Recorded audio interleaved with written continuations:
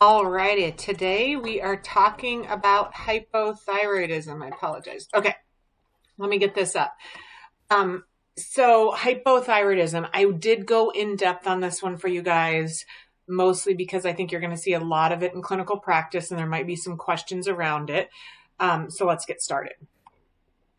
So when to screen for hypothyroidism?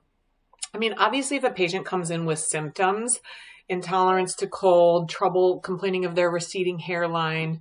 The standard ones are fatigue, weight changes, trouble sleeping. You might have some complaints of low heart rate, but a lot of times you'll find this when somebody, it's either going to come up on just a lab where it looks like the TSH is abnormal, or somebody's complaining of weight changes or fatigue. What do you order? So one of the most common things that I see primary care providers do is that when they get an abnormal TSH, they order a thyroid ultrasound. And this is not appropriate. The only times you order a thyroid ultrasound is if you feel a palpable nodule or if the patient's complaining of throat symptoms. You will not get any information from a thyroid ultrasound just because of an abnormal TSH. If somebody's complaining of concerned about their thyroid, you can check a TSH as the initial screening test. This is going to be a board question. What is the best indicator of thyroid function? And it's your TSH. You can check antibodies in some patient. I mean, I don't routinely do them unless I have an abnormal TSH because it's an expensive lab test and we have a responsibility to not just check them randomly. So I will do this in somebody if their TSH is abnormal. The antibodies that I check are the thyroid peroxidase antibodies.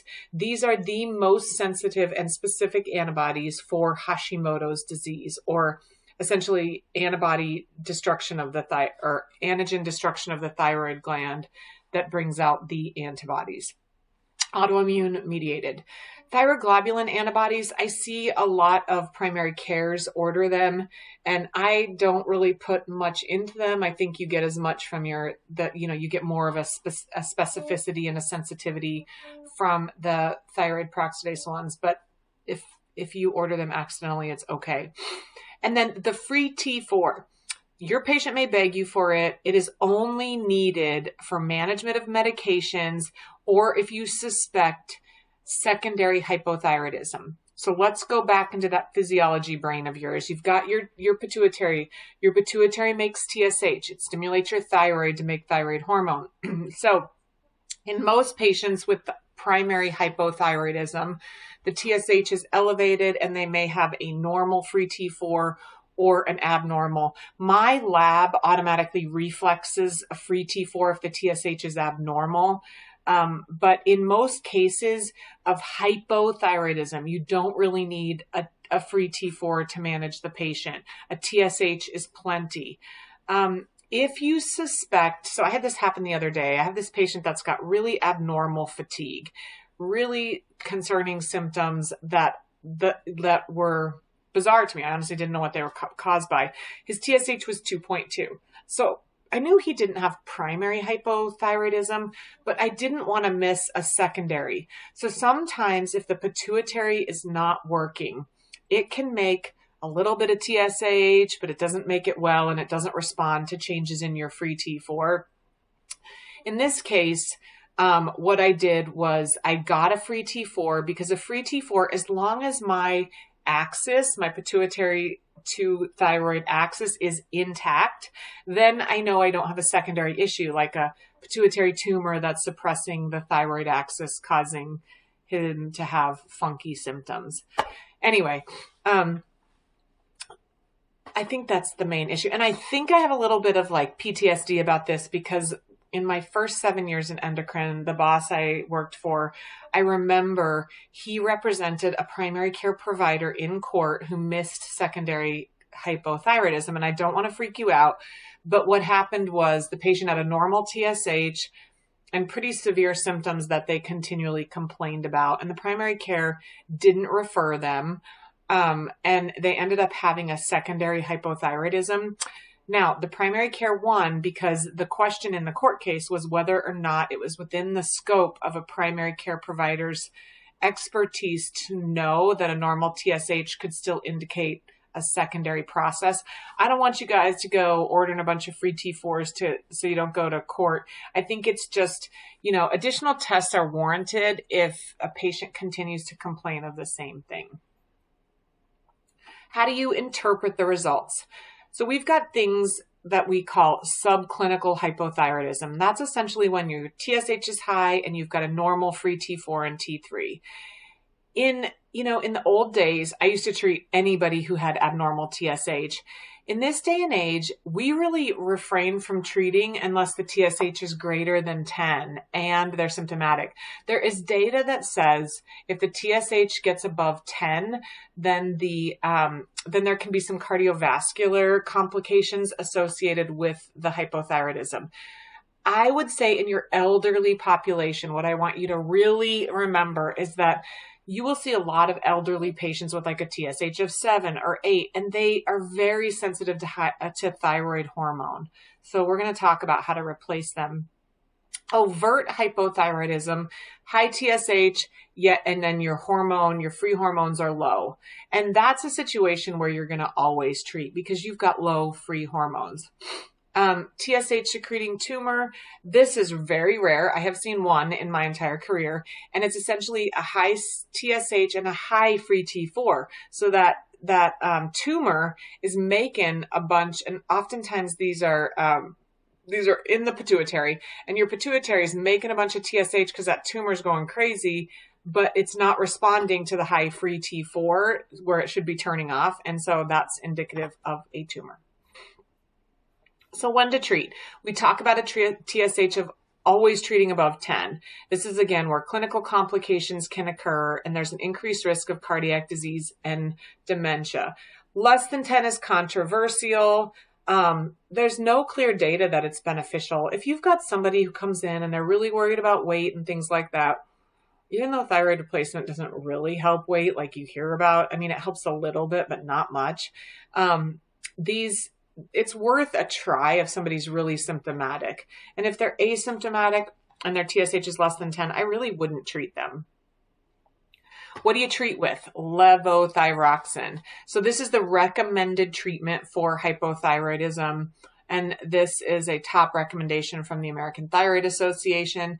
It is the most commonly prescribed medication in the country.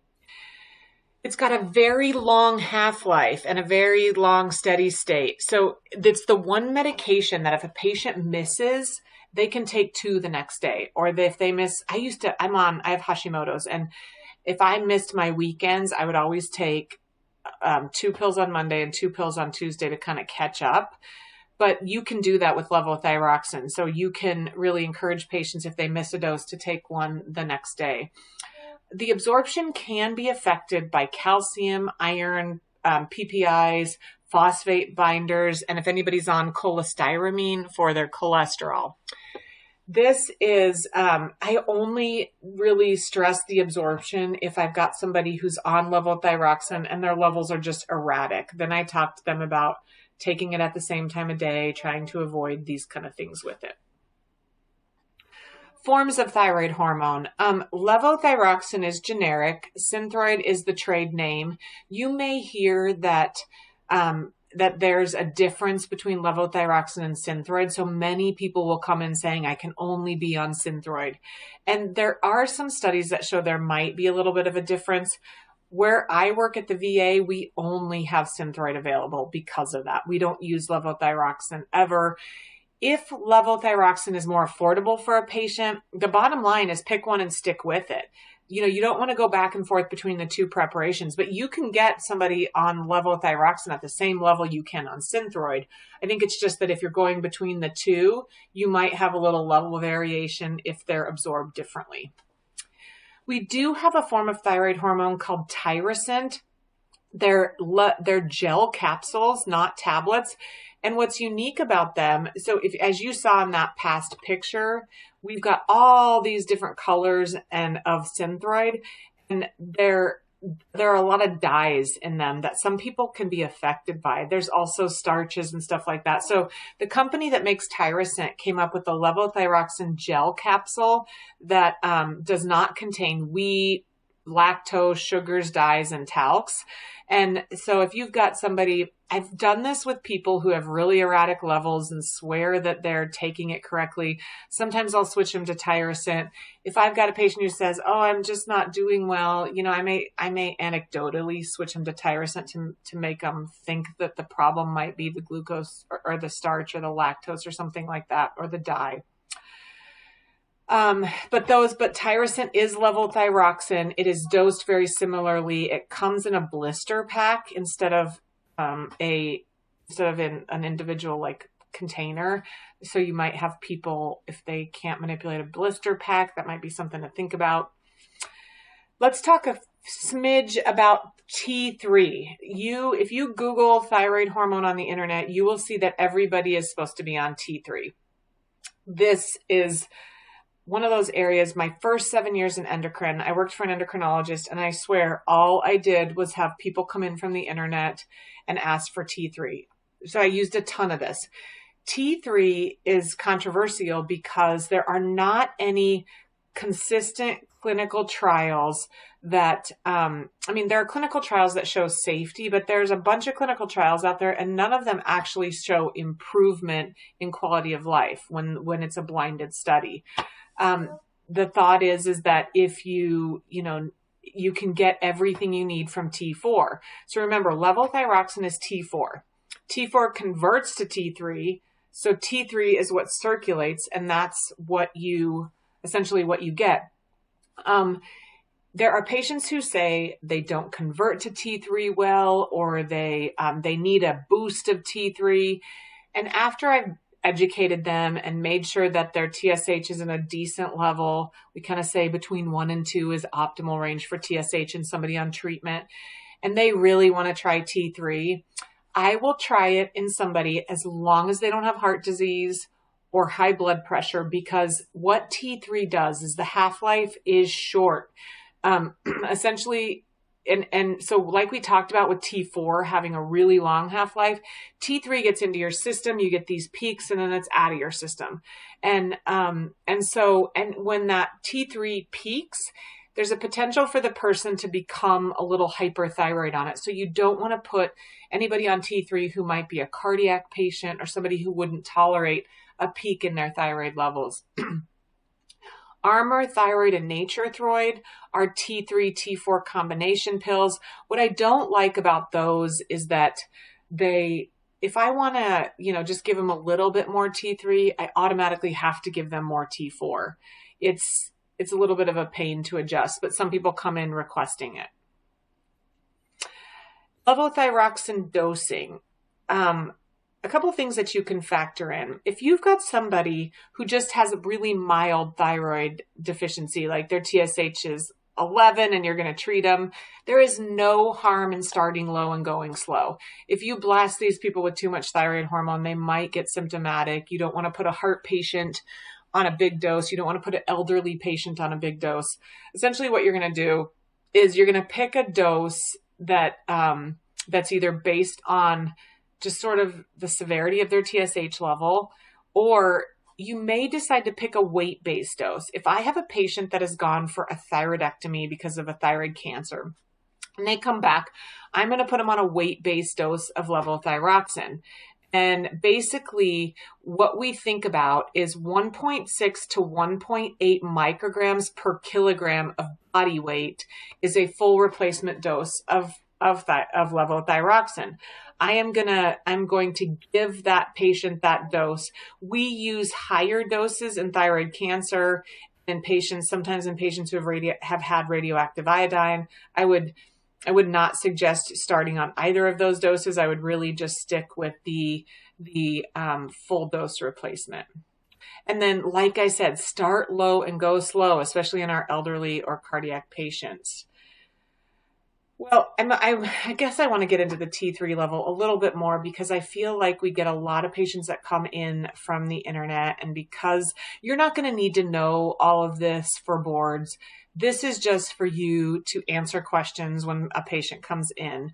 So remember, we talked about TSH, the pituitary makes TSH, stimulates the thyroid to make T4, and then most of the conversion of T4 to T3 is in the liver. There's a little bit of T3 that comes converted elsewhere.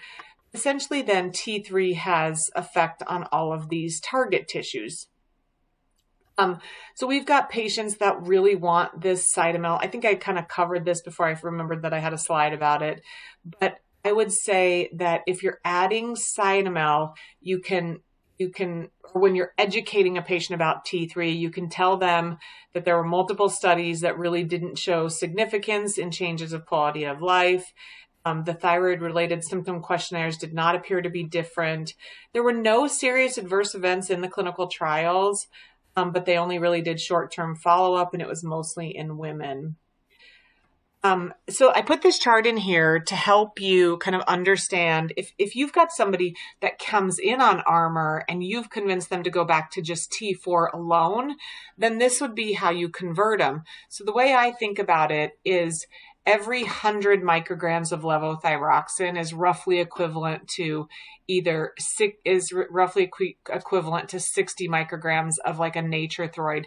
You likely won't ever have somebody come in on just Cytomel alone. We just don't do that. We just don't give them pure T3 alone. It's usually a T3, T4 combo. But you can keep this chart in your, NP book and just know that if you've got somebody who's on, 1 grain of Armour, you would essentially put them on 100 micrograms of levothyroxine to convert them, and vice versa. If you wanted to start somebody on Armour, you could look at their current dose of levothyroxine or do a weight-based dose of levothyroxine, and then you could convert them to one of these preparations. I don't know. I mean, you'd really have to be comfortable with T3 to prescribe it in primary care. So I think if you had a patient that really wanted T3, I would probably send them to endocrine. All right. I included some information in pregnancy. I really don't. This is not for the boards. This is just to realize that pregnant women may require up to 50% more thyroid hormone. And when a patient on levothyroxine becomes pregnant, increase the dose by 30%, and you typically watch levels pretty quickly. And then I would refer them to endocrine. I wanted to touch on thyroid nodules, and here is why. So I'm sorry, I put a couple things in here. You are likely going to order thyroid ultrasounds because you're going to either have a patient complain of something in their neck and it's going to show a thyroid nodule, or you are going to get a CT, like a lung cancer screening test for a smoker, and you're going to find that they have thyroid nodules. And so if you get nodules on an imaging scan other than a thyroid ultrasound, you always need to get a thyroid ultrasound, because that is where we look at the characteristics and determine the whether or not it needs a biopsy. So I included this because I really, really challenge you to pull up your imaging anytime you order imaging and look at it. We're not getting trained in a ton of imaging as nurse practitioners, and a lot of our learning is on the job. A lot of our learning came from being a nurse. So open up your images and look at the nodule that they may show you.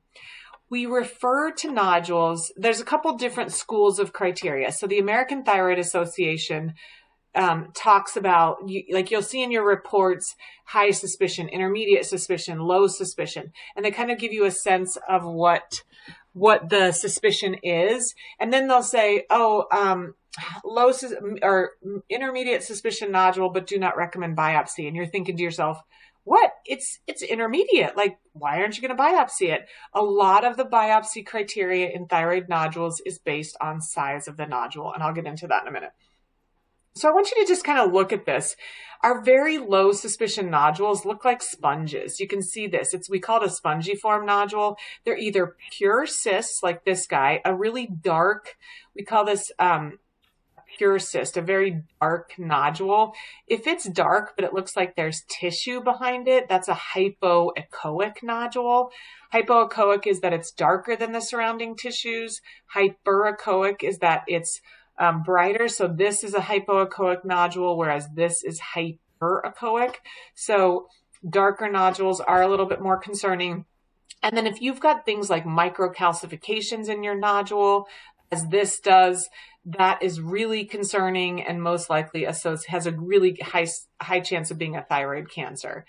And we look at margins, we look at background color, we look at size, and all of that helps us determine if it's going to be biopsied.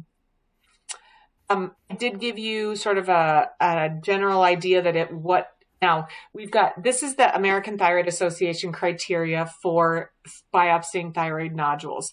This one, you have to kind of decide if it's high suspicion and then decide if you recommend. I think the ones that are easier to understand are the TI-RADS criteria.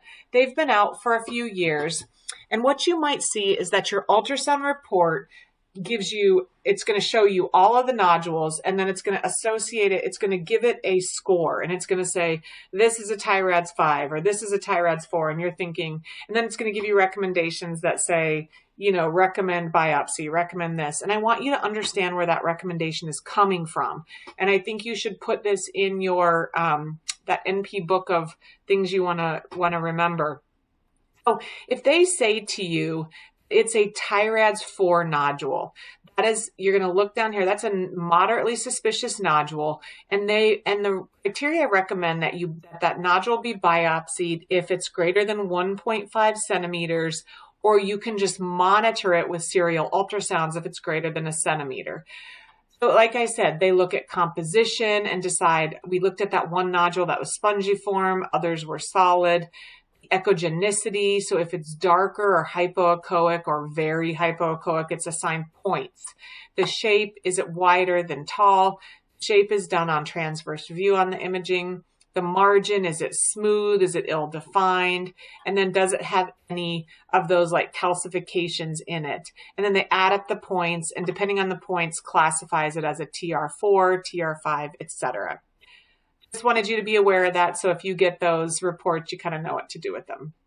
I touched on thyroid cancer because what I want you to know, and what I see a lot of primary cares do, is when we have patients with thyroid cancer, we often run their levels really high. And here's why. So your thyroid cancer patients may have a low TSH, and there is a degree of low that we want it to be at. Because your pituitary does not know if the thyroid was removed. It's reacting to the levels. And if the levels are too low, TSH is secreted.